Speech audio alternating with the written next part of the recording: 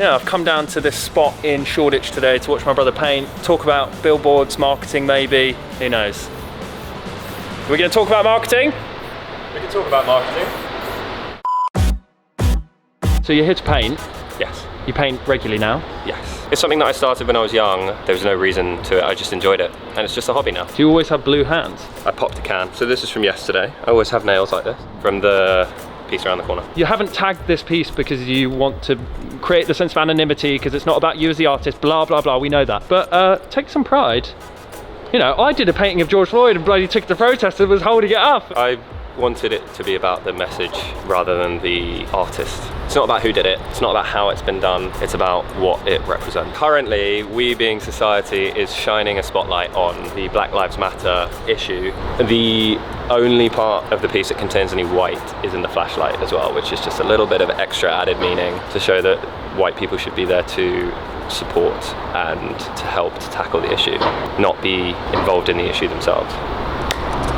You seem to be an avid fan of graffiti culture. Yes. How'd you get into it? I live in Shoreditch, so I see it every day and it changes every day. So I started to follow it in the lockdown because I couldn't go to any art galleries and it was art, so I just followed it. It was moving, changing, living, breathing every day. What are your views on graffiti in general? It's okay. This one is more sensible than the smaller ones. I'm hearing that a lot. Petty criminals. That's correct. This is much better. Personally, I don't like graffiti on the whole, but I recognise that it's art. It's when people take over other stuff and they go into places where it's dangerous and risk their lives. I've been really impressed with some of the stuff, and there's nothing worse than a horrible, miserable, depressing brick wall. That's very true. But then, if it's a shop front and, you know, someone's house, Different story. Different story. So you don't think it's a crime? No, I I really think it's high art, some of it, and it's breathing and living, and I like it because it's instant, so it's not really pretentious, it's quick, and that makes it alive. Would you classify it as artwork?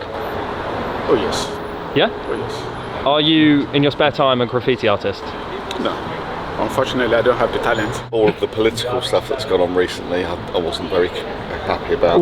Yeah, politically, what? Defaced monuments and public buildings. I count that as vandalism, a bit like when they used to do that to underground trains. I remember back to my youth when this craze of graffiti started and you couldn't see out the windows and things like that. Not much to see though on an underground train out the windows. No, I'm just saying. If you had to go and tag, what would your name be? Prawn sandwich?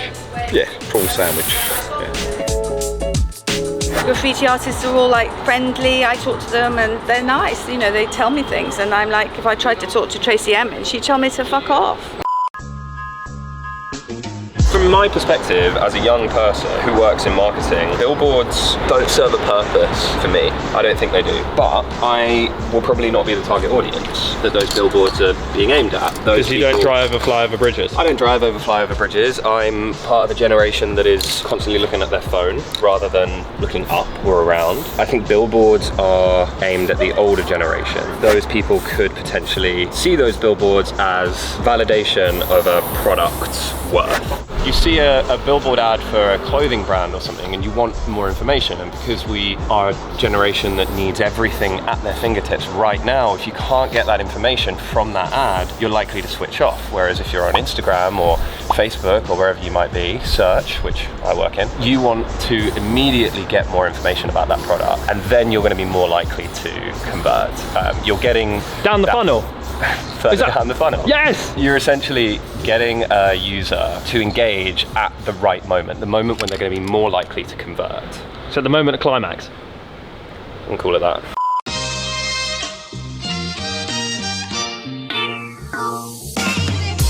Painting in places that no one is really going to see. You're going to have a couple of people walk past a day. The point of this spot is it's central. You can see it from Commercial Street, which is just behind where you're standing. So for pieces that have a message like the Black Lives Matter one, put it in a spot where you've got pedestrians walking past all day long, and you've got popular like Brick Lane food markets around the corner. You're getting that message out to a lot of people. I mean, it's a message that everyone is aware of, so it's not necessarily groundbreaking, but it's just kind of putting that in a piece of artwork that people will take pictures of and share if they like to on Instagram. And so it's kind of mixing the getting your feed back to normal thing that people have been talking about, which we can all agree is a bad thing with the message. Your feed is getting back to normal with people posting posy photos, but it's posed photos in front of a piece of graffiti that has a message instead of, you know, some angel wings with a space for a person to stand there.